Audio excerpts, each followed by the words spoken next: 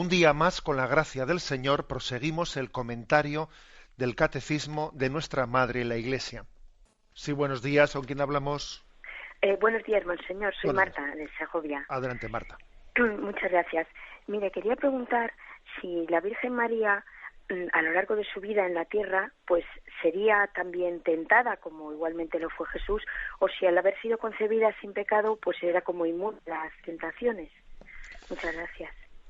Vamos a ver, la verdad es que el hecho de haber sido concebida sin pecado original, de ser inmune, no quiere decir que no tenga tentaciones. De hecho, Jesucristo, que obviamente no, Jesucristo, ¿cómo va a tener pecado original? Sí tuvo tentaciones. Por otra parte, veamos que en esa imagen del Apocalipsis, en la que se habla de el dragón que perseguía a la mujer, bueno, ese dragón persiguiendo a la mujer y que no puede con ella, etcétera, de alguna manera es un embate de Satanás contra ella, que también puede ser comprendido o traducido a las tentaciones. Por lo tanto, digamos que no es una cuestión de la que tengamos, al igual que, así como en caso de Jesucristo, sí tenemos episodios en el Evangelio en los que nos hablan de las tentaciones de Satanás a Jesucristo. En María no existen tales pasajes evangélicos, pero sobre todo por comparación con Jesucristo, podemos entender que sí sería tentada, sí sería tentada, y ella, la imagen de María pisando, esa imagen tan popular, pisando la cabeza de la serpiente, es también María imagen de aquella del cristiano que vence las tentaciones. Es lo que a mí se me ocurre decirle. Damos paso a un siguiente oyente. Buenos días. Sí, buenos días. Buenos días, monseñor. Me encanta hablar con usted. Me gustaría vivir en San Sebastián para poder confesarme con usted y todo eso.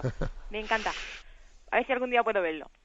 Pues nada, la pregunta mejor es la de ayer, porque no me cogieron el teléfono. Es que, mira, unas personas que son ateas me dijeron que los hijos de Eva, que eran 3 hombres, que entonces cómo siguió la humanidad perpetuándose, puesto que eran hombres los 3. O sea, que la gente tiene unas preguntas que yo me quedé y digo, pero bueno. Ya. Bien, vamos a ver. En la Biblia, en un primer momento, habla de Caín y Abel, los dos, Caín y Abel, como los hijos de Adán y Eva. Pero posteriormente luego habla de una descendencia mucho más amplia de Adán y Eva. Entonces a veces se ha planteado, bueno, y entonces la descendencia de la humanidad, ¿cómo se formó? ¿Tuvieron que tener relación entre los hermanos y entre...? Pues obviamente sí, que a nosotros nos puede parecer eso algo así un poco escandaloso, pero es que tenemos conocimiento de que en muchas tribus aborígenes, pues tanto del Amazonas como de Australia, obviamente las tribus, cuando se hace una investigación dentro de ellas, han procedido de una unidad familiar que se adentró en una parte determinada de la selva y luego en un primer momento, obviamente tenían relación entre personas con estrecho vínculo familiar.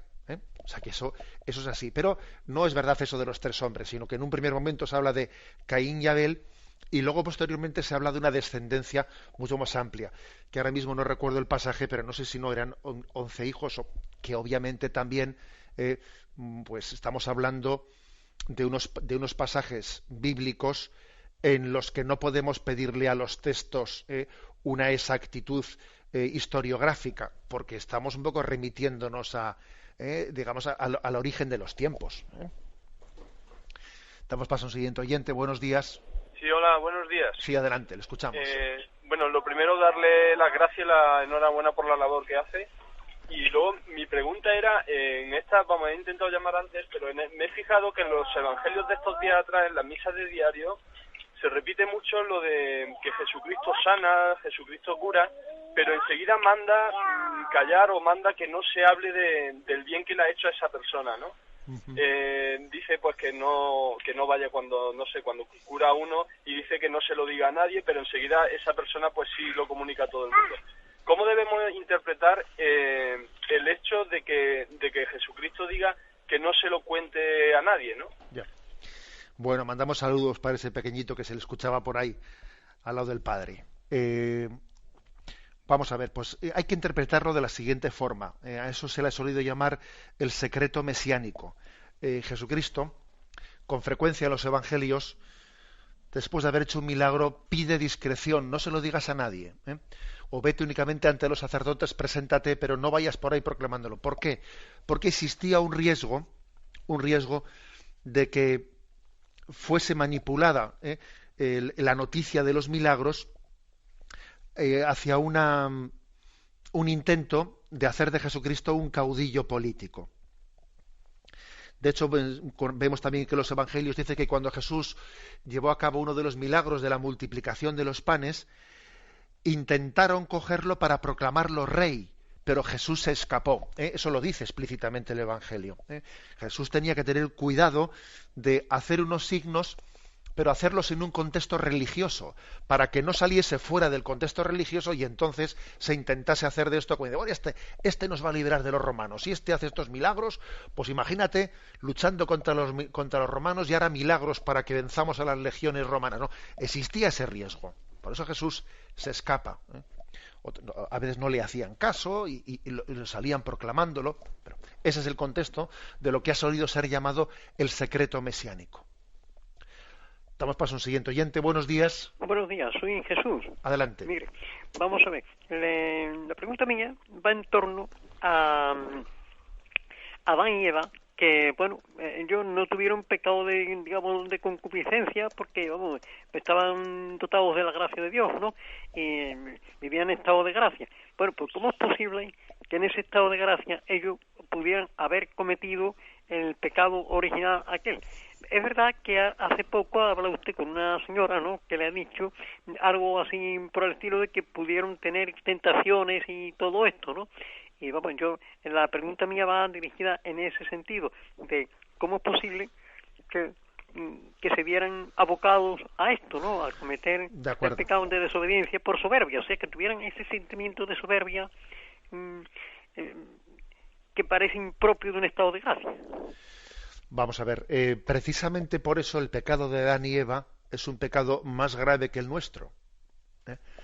Porque el pecado que nosotros cometemos, por supuesto que también puede ser de soberbia, pero el pecado nuestro, en el estado actual en el que estamos, tiene un fuerte componente de debilidad de la carne. La concupiscencia nos inclina, no nos determina, pero tenemos una herida que nos hace proclives, ¿no?, a la caída. En el caso de Adán y Eva, esa caída, o sea, ellos no tenían concupiscencia, no tenían esa tendencia carnal al pecado. Con lo cual su pecado, por eso el pecado original no es un pecado más, no es un pecado cualquiera. Pero ojo, cuando yo le he dicho al oyente anterior que María también podía, o sea, también pudo ser tentada, y seguro que lo sería, María, y sin embargo no cayó en las tentaciones. Eso no quiere decir que como ella no tenía pecado original, o no tenía ningún mérito no caer en el pecado. Sí, tenía mérito no caer en el pecado. Y la prueba es de que Adán y Eva cayeron y ella no cayó. Luego, aunque uno esté en un estado de gracia, el no ser seducido, ¿no?, el resistir a la seducción de Satanás, que es una seducción de la soberbia, de pretender ser como dioses, etcétera, tiene un mérito, o sea, supone una colaboración con ese don. Por lo tanto, digamos que la explicación es esta. Es verdad que es un pecado distinto al nuestro, en el que no la inclinación al pecado, a la debilidad de la carne, no tiene ese condicionamiento, pero el pecado de soberbia, la tentación de soberbia, sí tiene influjo, ¿no?, en Adán y en Eva, y el querer ser como dioses es lo que les lleva, ¿no?, pues a caer en ese pecado. Me despido con la bendición de Dios Todopoderoso.